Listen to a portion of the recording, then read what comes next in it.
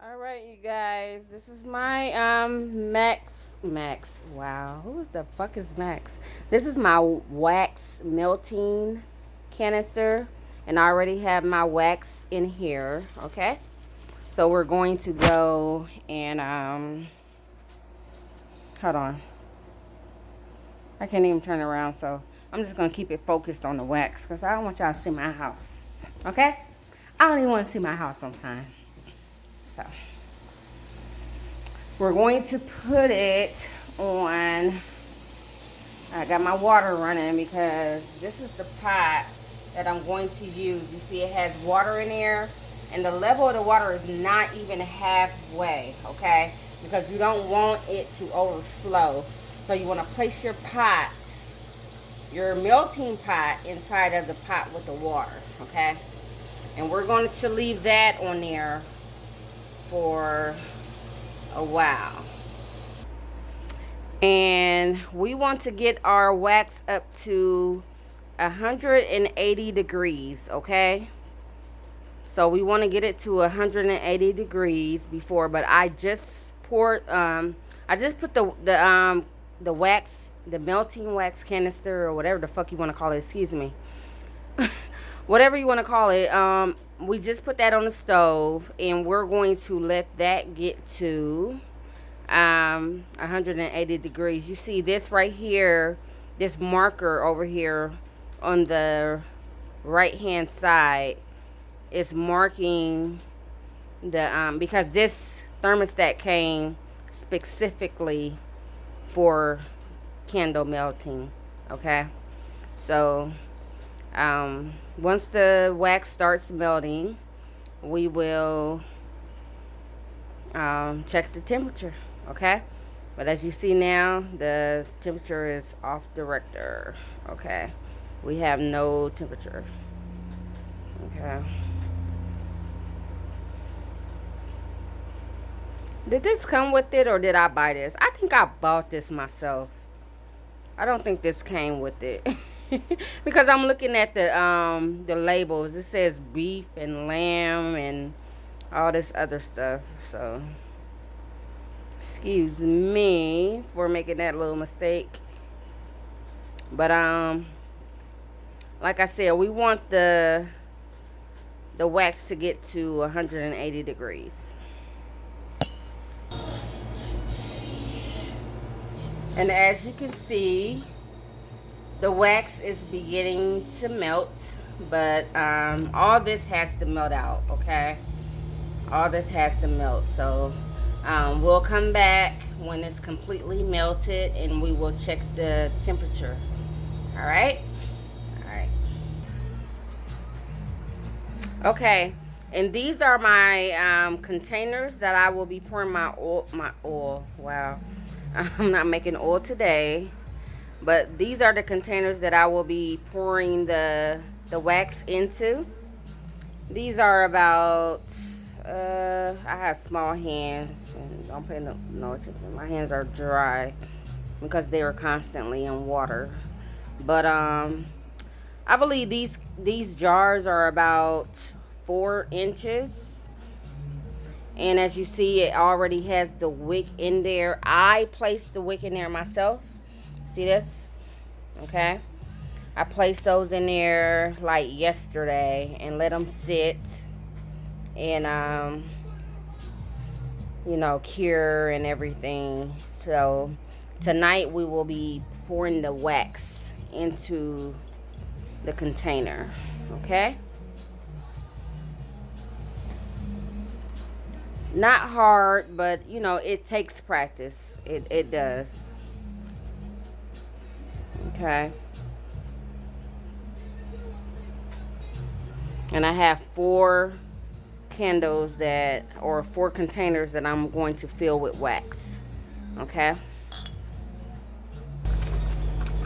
Okay, and as you can see, we're back here at the melting pot, and the wax is completely melted.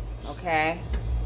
We are going to let me place this to where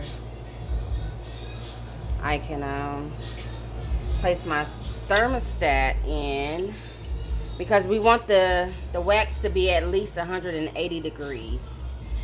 Okay. This is hot, so please be careful when doing this part.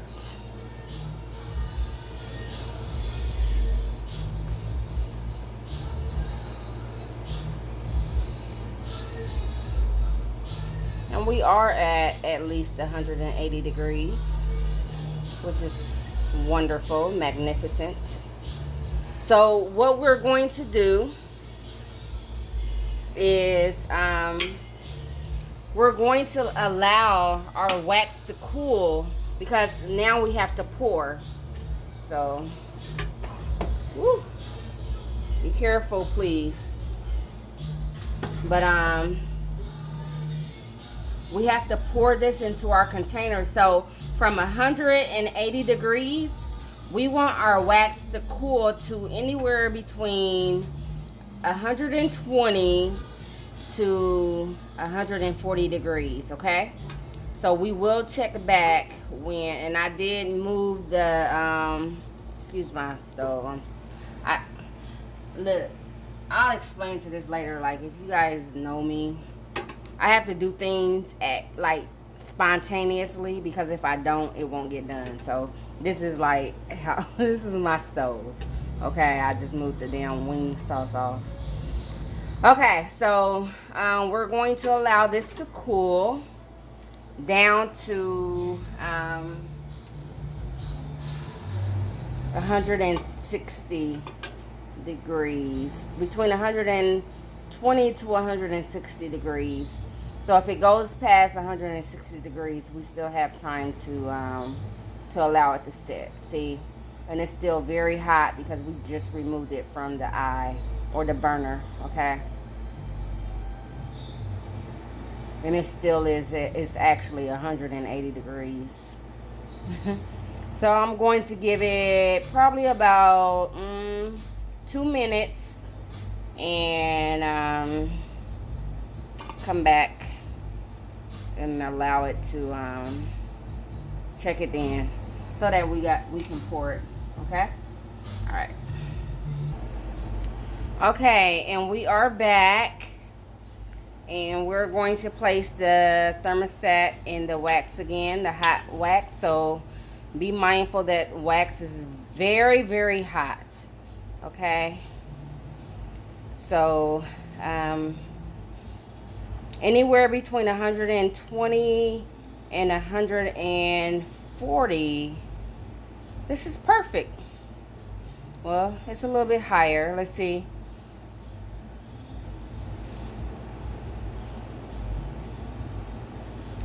145, 150. Okay. Anyway, about time we get to the room to get ready to pour, it'll be ready, okay? Because as we know, wax does not take long at all to cool. All right. Okay. Okay. So we have moved from the kitchen to my bedroom. Oh, nope. That's not a bottle that we're going to pour in. So with the wicks being up, we want to you'll see once I start pouring, but they get, because they're like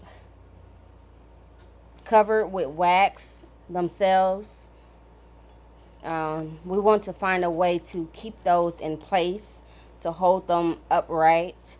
Anything, I mean, get creative. You don't have to follow anybody's technique. Follow your own technique. So here we are pouring our first candle.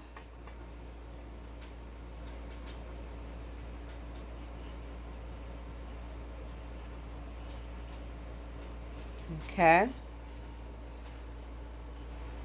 And it looks like I'm probably only gonna have enough for 2.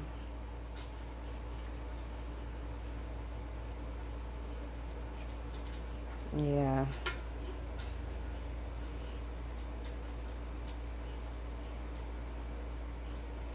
That was not a lot at all. So anyway, so as you see, the the wick, it gets weak because the heat from the hot wax, it kind of melts the wax that's on the wick. So you want to and I'm trying to do this with one hand, but you want to find something to hold it in place. Okay, to me, I feel like this right here will be good.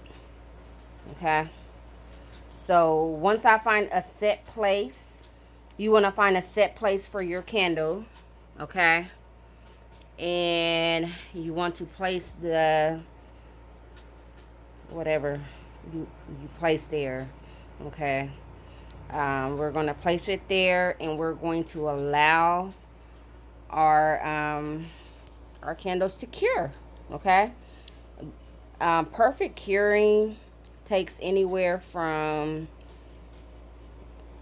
a day to 3 days. I am using soy wax, so soy wax normally cures within 3 days.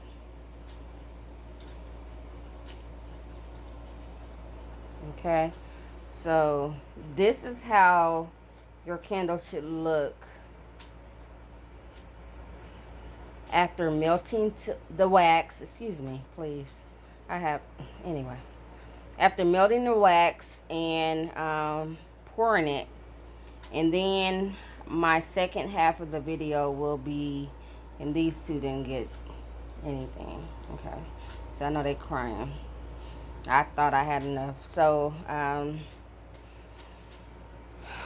we're going to allow these to cure, like I said, anywhere from a day to 3 days.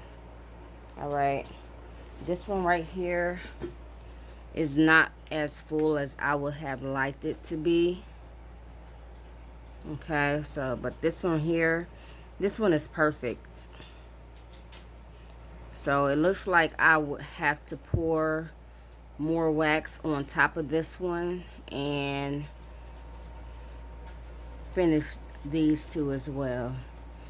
Okay, so I am not an expert when it comes to making candles, but I have been doing this for a little while. My concern is like different methods to keep the wick down. Okay, I have used tape, I have used glue.